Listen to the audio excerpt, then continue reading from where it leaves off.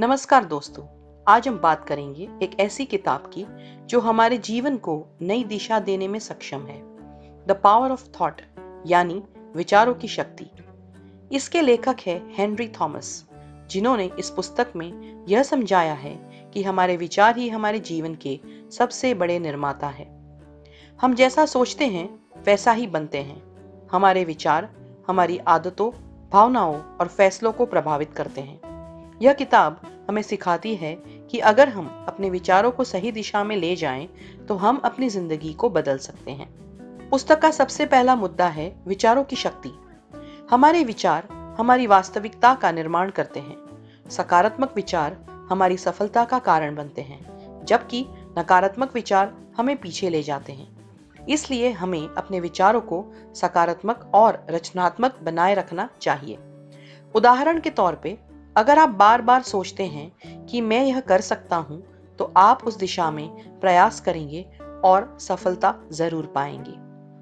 किताब का दूसरा मुद्दा है विचारों का दिमाग और शरीर पर प्रभाव। हमारे विचार न केवल हमारी मानसिक स्थिति बल्कि हमारे शारीरिक स्वास्थ्य को भी प्रभावित करते हैं। सकारात्मक सोच शरीर में ऊर्जा और स्वास्थ्य को बढ़ाती है, जबकि नकारात्मक सोच तनाव और बीमारियों का कारण बन सकती है।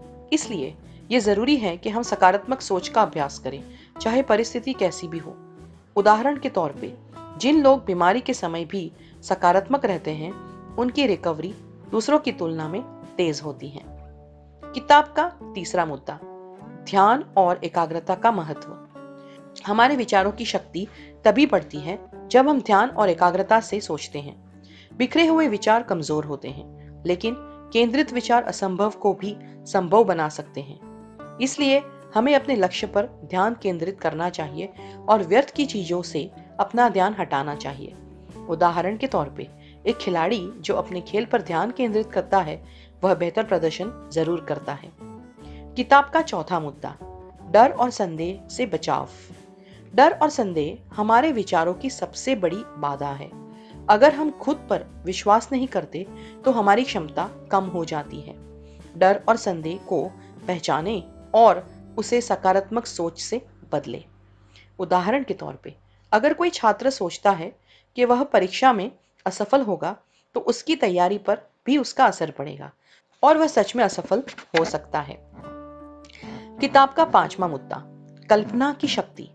कल्पना यानी इमेजिनेशन हमारे विचारों को और शक्तिशाली बना सकती है।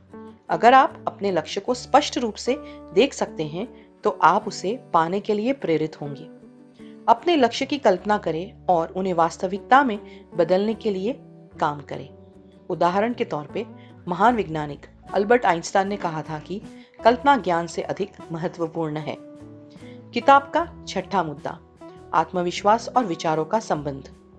आत्मविश्वास हमारे विचारों की ताकत को बढ़ाता है। अगर हम अपने विचारों में विश्वास करते हैं, तो वे ज्यादा प्रभावी होते हैं। अपने विचारों पर विश्वास करना बहुत जरूरी है। उदाहरण के तौर पे, जब महात्मा गांधी ने भारत की आजादी के लिए विचारों में विश्वास किया, तो उन्होंने लाखों लोगों को प्रेरित किया और हमें आजादी भी दिलवा दी। किताब का सातवां मुद्दा, विचारों को कार्य में बदले। सिर्फ सोचना पर्याप्त नहीं है। विचार तभी सफल होते हैं जब हम उन्हें कार्यों में बदलेंगे।